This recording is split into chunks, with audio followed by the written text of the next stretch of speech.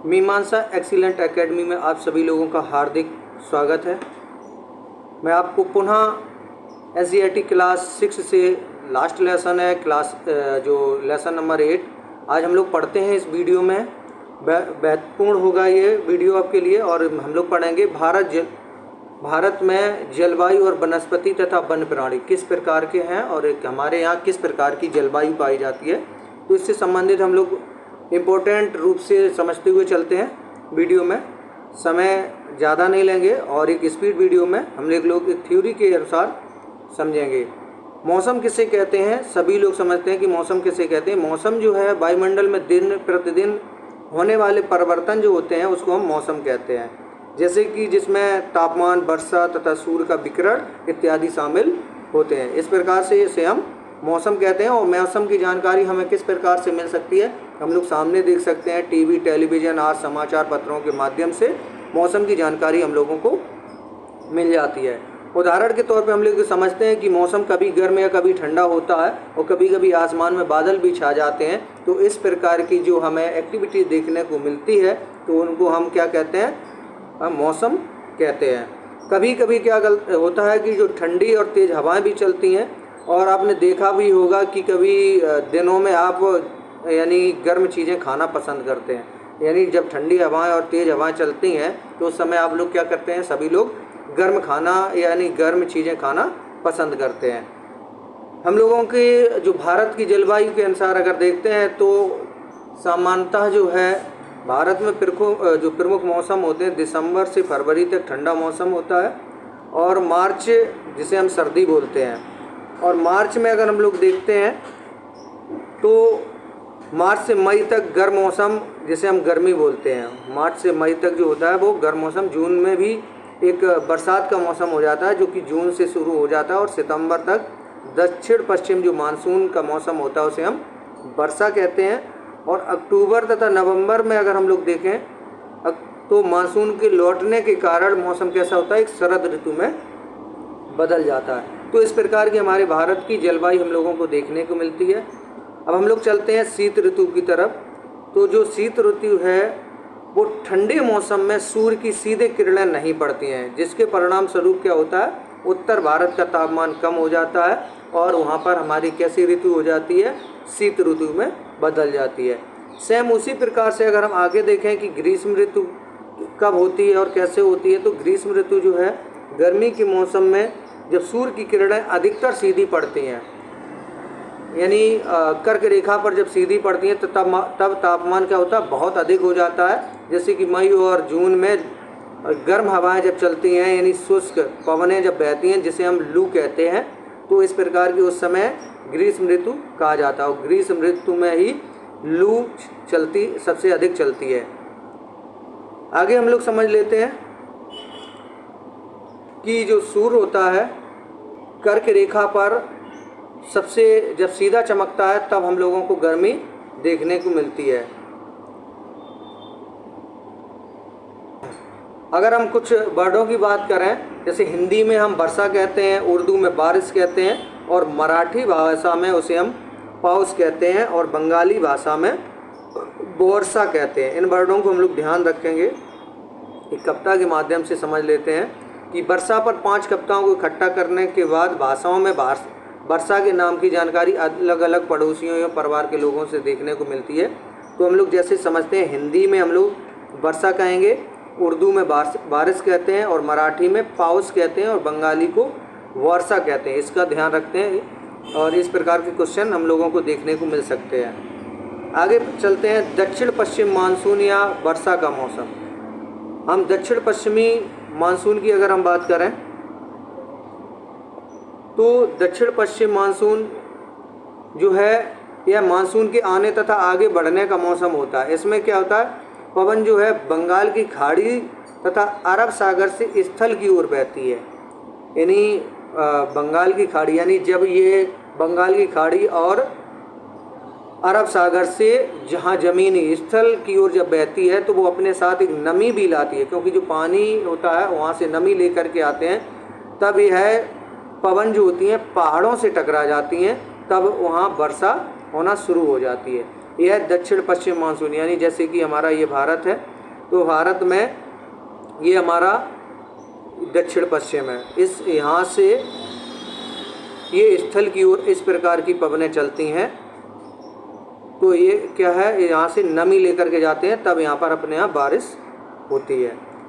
अब बात करते हैं मानसून के लौटने का मौसम या शरद ऋतु। जब पवन स्थल भागों से लौटकर बंगाल की खाड़ी में, यानी इस प्रकार से जब यहाँ से इस प्रकार की पवनें चलती हैं नीचे की ओर, बंगाल की खाड़ी और अरब सागर की ओर जब चलती हैं, तो उस समय बंगाल की खाड़ी से बहती हुई यह मानसून के लौटने का मौसम होता है। और भारत के दक्षिणी भागों में विशेषकर जैसे तमिलनाडु है, तमिलनाडु में और आंध्र प्रदेश में इस प्रकार के मौसम में वर्षा होती है और किसी स्थान पर अनेक वर्षा में मापी भी गई है। मौसम की अगर औसत दशा देखी जाए तो उसे हम जलवायु कहते हैं। यानी जलवायु हम किसे कहते हैं, किसी स्थान पर अनेक वर्षा में मापी गई मौसम की औसत दशा को जलवायु हम लोग कहते हैं। आगे हम लोग पढ़ते हैं कि भारत की जलवायु को मोटे तौर पर मानसूनी जलवायु कहा जाता है, क्योंकि अपने भारत में जलवायु कैसी पाई जाती है, मानसूनी जलवायु पाई जाती है, यानी समय समय पर ये बदलती रहती है। इस प्रकार की जलवायु को हम लोग मानसूनी जलवायु कहते हैं। मानसून जो शब्द होता है वो अरबी भाषा के मौसम से लिया गया है। याद रखें, जो मानसून शब्द है अरबी भाषा के मौसम से लिया गया है, जिसका शाब्दिक अर्थ होता है मौसम। अगर भारत की स्थिति उष्णकटिबंध में होने के कारण अधिकतर वर्षा कैसी है, मानसूनी पवन से होती है, और भारत में कृषि वर्षा पर ही निर्भर रहती है। आगे हम लोग देखते हैं, अगर हम किसी स्थान की जलवायु की बात करें तो किसी स्थान की जलवायु स्थिति तथा ऊंचाई या समुद्र से दूरी या उच्चावच पर निर्भर करती है। यानी कोई भी स्थान के उच्चावच पर निर्भर करती है, यानी जलवायु की स्थिति किस प्रकार की, ऊंचाई या समुद्र से दूरी के आधार पर उसकी जो जलवायु है वो उस पर निर्भर करती है। जैसे कि राजस्थान की अगर बात करें तो राजस्थान में मरुस्थल पाया जाता है, जिसमें स्थित जो है जैसलमेर तथा बीकानेर बहुत गर्म स्थान है। जैसलमेर और बीकानेर राजस्थान में सबसे गर्म स्थान माने जाते हैं। जबकि जम्मू तथा कश्मीर की अगर बात करें तो वहाँ द्रास और कारगिल नाम की जो बर्फीली ठंड पड़ती है। जम्मू कश्मीर में दो स्थान हैं, द्रास एवं कारगिल, वहाँ पर बर्फीली ठंड पड़ती है। अगर हम यही बात करें तटीय क्षेत्रों की, तो तटीय क्षेत्र जैसे मुंबई तथा कोलकाता की बात करते हैं तो वहाँ जलवायु का जो माध्यम है वो अलग है, क्योंकि वे ना ही अधिक गर्म होते हैं, जो तटीय क्षेत्र होते हैं ना ही अधिक गर्म होते हैं और ना ही अधिक ठंडे होते हैं। इस प्रकार के हम लोगों को जो क्षेत्र देखने को मिलते हैं वो तटीय क्षेत्र में इस प्रकार की जलवायु पाई जाती है। समुद्र तट पर होने के कारण स्थान बहुत अधिक आर्द्र हैं और विश्व में सबसे अधिक वर्षा अगर होती है तो वो मेघालय में स्थित जो मौसिनराम गांव है वहाँ पर सबसे अधिक वर्षा देखने को मिलती है। ये महत्वपूर्ण पॉइंट था, इसको हम लोग ध्यान से समझेंगे और पढ़ेंगे भी। अगर हम राजस्थान की अगर हम बात करें तो राजस्थान में जैसलमेर तथा बीकानेर यहाँ पर बहुत गर्म ये स्थान है दोनों। और अगर हम मुंबई में बात करें तो मुंबई तथा कोलकाता की अगर बात करते हैं तो यहाँ की जो जलवायु है वो ना ही गर्म होती है और ना ही अधिक ठंडी होती है। और समुद्र तट की अगर बात करें तो यहाँ पर अधिक आर्द्रता पाई जाती है। विश्व में सबसे अधिक बारिश कहाँ होती है, तो विश्व में सबसे अधिक जो बारिश होती है वो मेघालय राज्य के अंतर्गत एक मौसिनराम गांव है, वहाँ पर सबसे अधिक वर्षा होती है। जबकि किसी वर्ष राजस्थान के जैसलमेर में भी अधिक वर्षा देखने को जो राजस्थान है उस जब किसी वर्ष राजस्थान के जैसलमेर में वर्षा होती ही नहीं है, यानी ये गर्म स्थान है, तो राजस्थान में सबसे कम वर्षा होती है जो कि जैसलमेर में है। और अगर मौसमराम की बात करें तो ये मेघालय में पड़ता है। यहाँ सबसे अधिक वर्षा होती है मौसमराम में, और सबसे कम स्थान जहाँ वर्षा कम होती है तो वो राजस्थान के जैसलमेर है। अब बात करते हैं प्राकृतिक वनस्पति की। अपने भारत देश में प्राकृतिक वनस्पति अलग अलग क्षेत्रों में अलग अलग प्रकार की पाई जाती है। कहीं झाड़ी पाई जाती है तो कहीं लंबे वृक्ष पाए जाते हैं, कहीं शाखाएं अधिक होती हैं या पत्तियों वाले पेड़ अधिक होते हैं। तो इस प्रकार की जो वनस्पति है अपने भारत में पाई जाती है, जिसका अलग अलग प्रयोग भी है। जैसे कि कैकेटस तथा फूलों वाले पौधे, इस प्रकार जो झाड़ी वाले होते हैं, और जैसे कुछ शाखाएं तथा पत्तियों वाले पौधे होते हैं जैसे नीम, आम और इस प्रकार के जो पत्ते होते हैं, तो ये हम लोगों के देखने को मिलते हैं। और जैसा कि घास, झाड़ियाँ तथा पौधे भी बिना मनुष्य की सहायता से उपजते हैं, लेकिन इस प्रकार की वनस्पति जो है प्राकृतिक वो अपने भारत देश में पाई जाती है। और जलवायु की विभिन्नता के कारण भारत में अलग अलग तरह की वनस्पतियाँ पाई जाती हैं, तथा भारत की वनस्पतियों को 5 प्रकारों में विभाजित किया गया है। यानी भारत की वनस्पतियाँ कितने प्रकार से बांटी गई हैं? 5 प्रकार से। कौन कौन सी? उष्णकटिबंधीय सदाबहार वन, उष्णकटिबंधीय पतझड़ वन व कटीली झाड़ियाँ तथा पर्वतीय वनस्पति या और मैंग्रोव वन। इस प्रकार से 5 जो है प्रकार की हमारे यहाँ वनस्पति पाई जाती है। पहली उष्णकटिबंधीय सदाबहार वन, दूसरी उष्णकटिबंधीय पतझड़ वन, तीसरी कटीली झाड़ियाँ, चौथी पर्वतीय वनस्पति तथा मैंग्रोव वन। इस प्रकार के हम लोग सबसे पहले समझ लेते हैं उष्णकटिबंधीय वर्षा वन कहाँ पाए जाते हैं और किस प्रकार के होते हैं।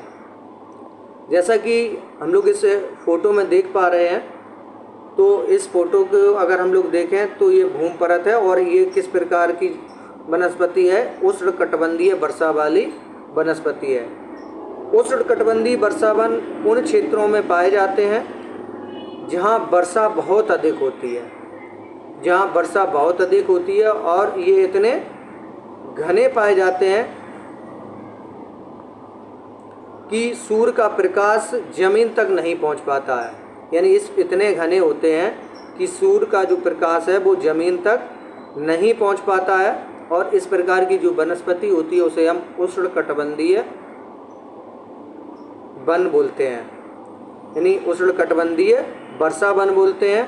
और वृक्षों की यहाँ पर अनेक प्रजातियाँ पाई जाती हैं जो कि अपनी समय समय पर पत्तियाँ भी गिराते हैं और हमेशा हरे भरे दिखाई देते रहते हैं। इस प्रकार के जो क्षेत्र है, यानी इस प्रकार की जो वनस्पतियां हैं, वो अंडमान निकोबार द्वीप समूह तथा उत्तर पूर्वी राज्यों के कुछ भागों तथा पश्चिमी घाट की सक्रिय पट्टी में देखने को मिलती हैं।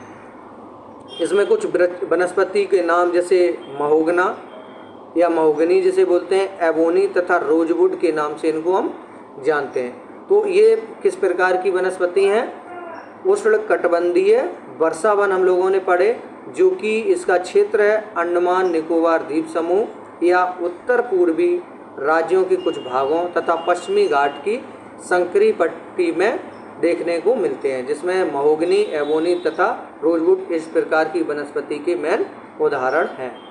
अब हम लोग पढ़ लेते हैं उष्णकटिबंधीय पतझड़ वन के बारे में। तो जो उष्णकटिबंधीय पतझड़ वन होते हैं वो हमारे देश में बड़े भाग में इस प्रकार के वन पाए जाते हैं, क्योंकि इन वनों को मानसूनी वन भी कहा जाता है। अगर हम उष्णकटिबंधीय पतझड़ वन की बात करें तो इनको हम मानसूनी वन भी कहते हैं।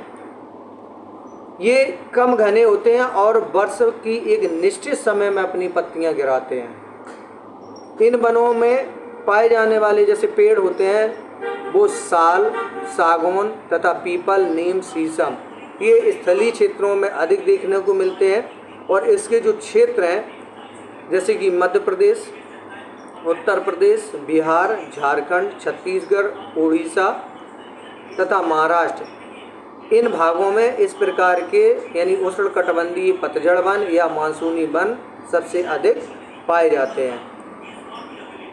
इस फोटो के अनुसार हम लोग देखेंगे तो इस प्रकार के जो वन होते हैं वो उष्णकटिबंधीय पतझड़ वन या मानसूनी वन कहलाते हैं। अब हम लोग समझते हैं कि कटीली झाड़ियों के बारे में। तो कटीली झाड़ियाँ किस प्रकार की, ये एक जंगली क्षेत्र में होती हैं जो कि जहाँ शुष्क भाग पाए जाते हैं।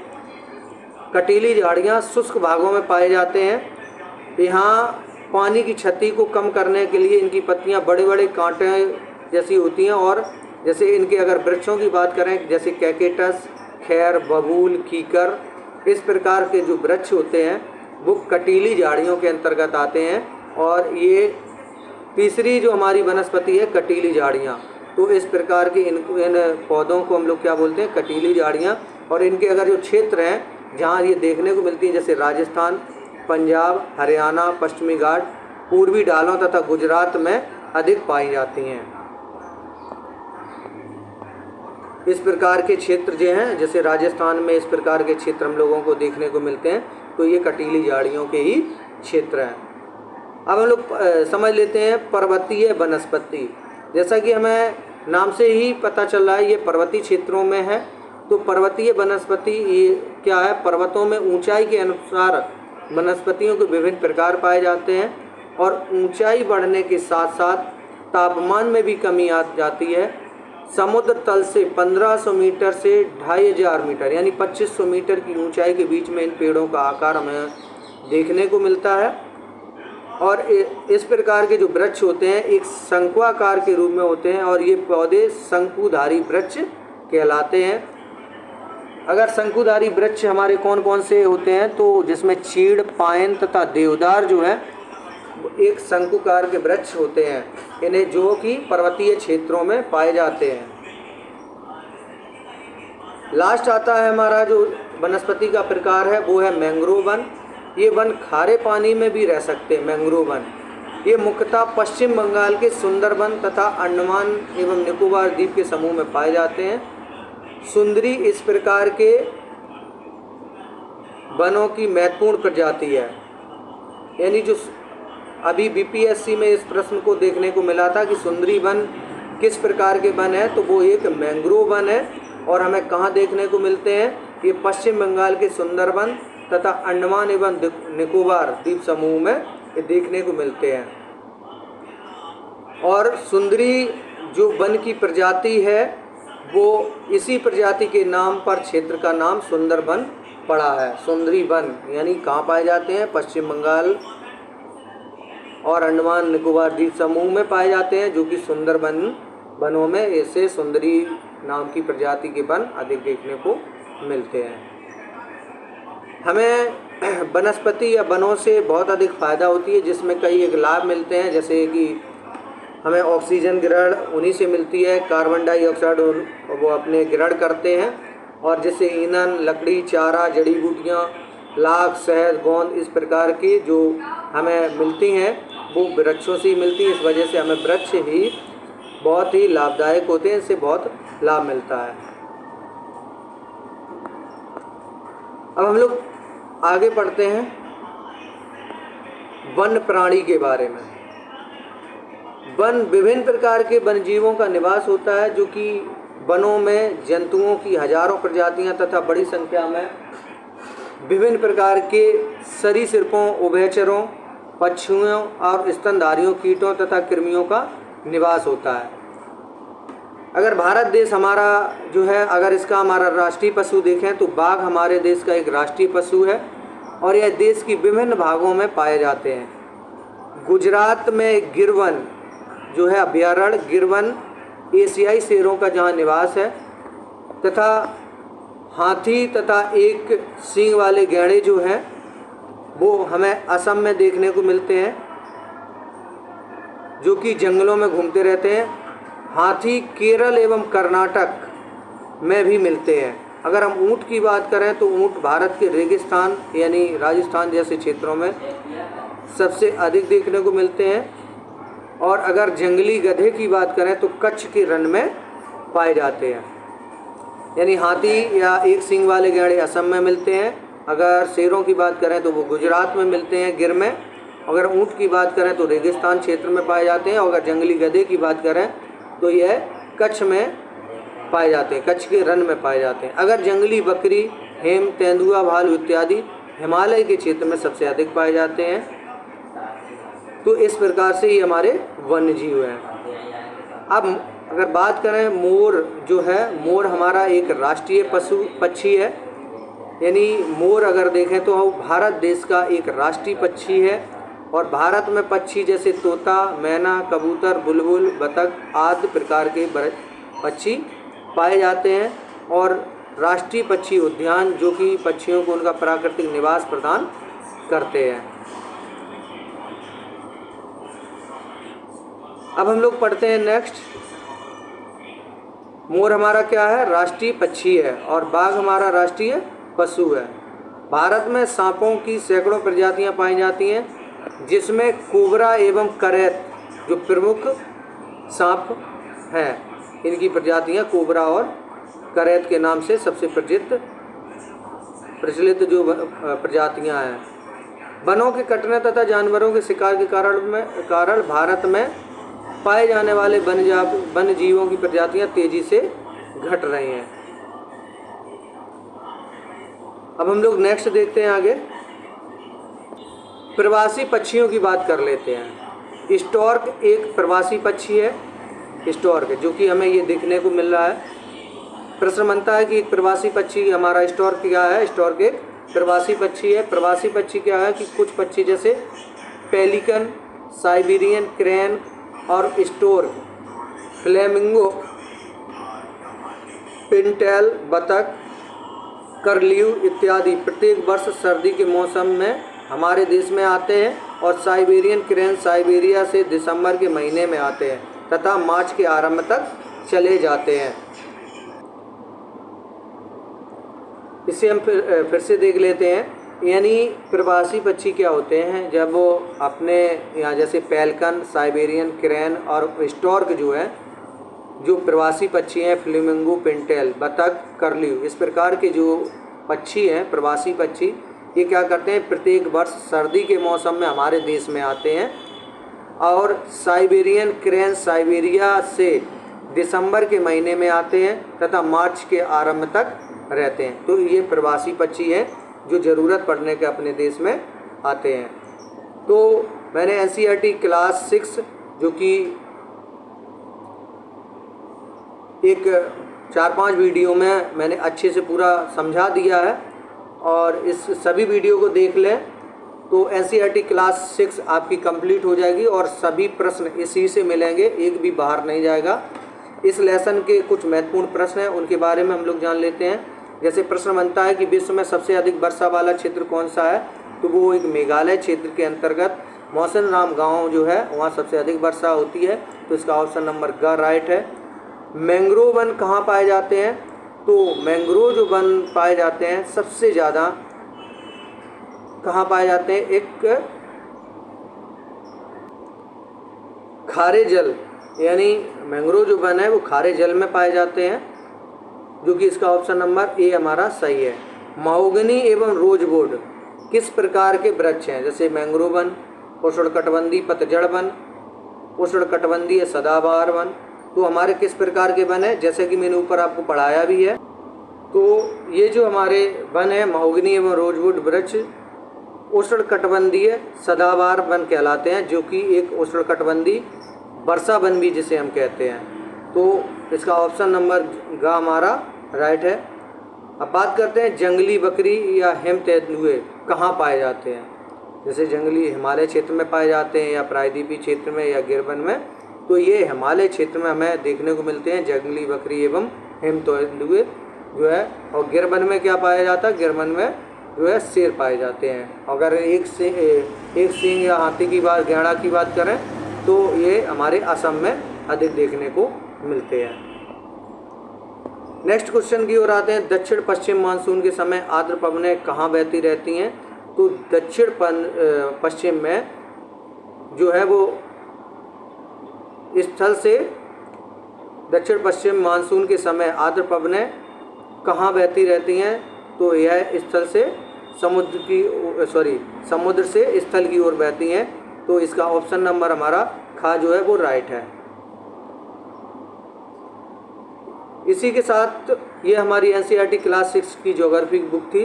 इसको कंप्लीट किया आज। और अब हम लोग देखते हैं नेक्स्ट वीडियो में क्लास 7th के लिए 7th की NCERT की पूरी ज्योग्राफी की बुक पढ़ेंगे और ये 3-4 वीडियो में कंप्लीट करेंगे।